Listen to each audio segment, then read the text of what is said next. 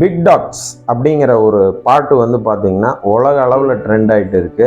இந்த பாட்டில் வந்து நம்மளுக்கு தேவையான ஒரு விஷயம் இருக்குது. அது என்னன்னு பார்த்தீங்க அப்படின்னா, அந்த பாட்டில் மாருதி 800 கார் வந்து யூஸ் பண்ணியிருப்பாங்க. மரண கிணறை காமிச்சு அதுக்கப்புறம் அந்த கார் வந்து ரன் ஆகிற மாதிரி காமிச்சிருப்பாங்க. இது உண்மையாகவே வந்து 90s கிட்ஸுக்கு வந்து நேரடியாகவே பார்க்கக்கூடிய வாய்ப்பு வந்து அமைஞ்சதுன்னு சொன்னால் அது உண்மைதான்.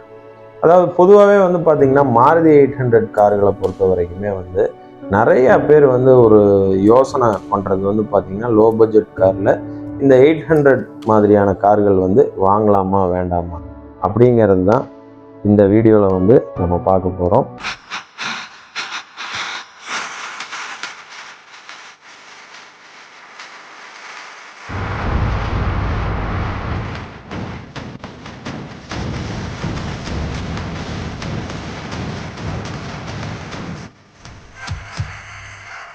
மாருதி 800 காரை பொறுத்த வரைக்கும் 1983 மறைந்த முன்னாள் பிரதமர் இந்திரா காந்தி அவர்களால் லான்ச் பண்ணுறாங்க.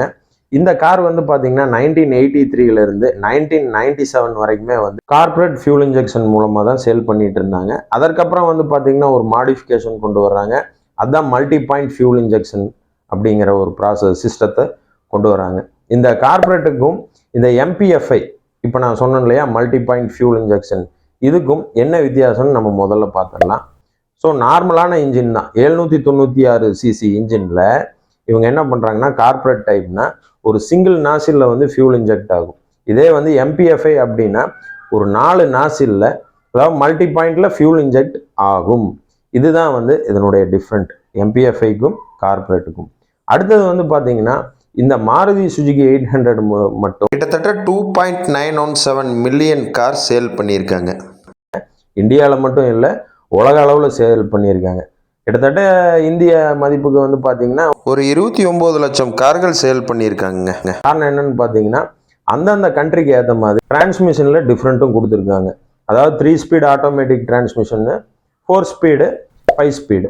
மாருதி 800 மேனுஃபேக்சர் வந்து ஸ்டாப் பண்ணது பார்த்தீங்கன்னா 2014 வந்து ஸ்டாப்பும் பண்ணிடுறாங்க. லோ பட்ஜெட்டில் வாங்கணும், யூஸ்டு கார்லேயே நான் ஓட்டி பழகணும், அதுக்கு எந்த மாதிரியான கார் வந்து வாங்கிறது அப்படின்னு தெரியலன்னா நீங்கள் தாராளமாக மாருதி 800 கார் வந்து வாங்கலாம். ஏன்னா எல்லா விதத்துலையும் உங்களுக்கு சப்போர்ட்டிவாகவும் பட்ஜெட்டுக்குள்ளாரையும் இருக்கிற ஒரே காரு மாருதி 800 தான். உங்களுக்கு ஏதாவது மாருதி 800 கார் வேணும் அப்படின்னு தேவைப்பட்டுச்சுன்னா மறக்காமல் நம்ம சேனலுக்கு காண்டாக்ட் பண்ணுங்கள்.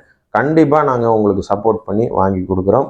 சேனலுக்கு வந்து சப்ஸ்கிரைப் பண்ணாமல் இருந்தீங்க அப்படின்னா நம்ம சேனலுக்கு சப்ஸ்கிரைப் பண்ணிக்கங்க.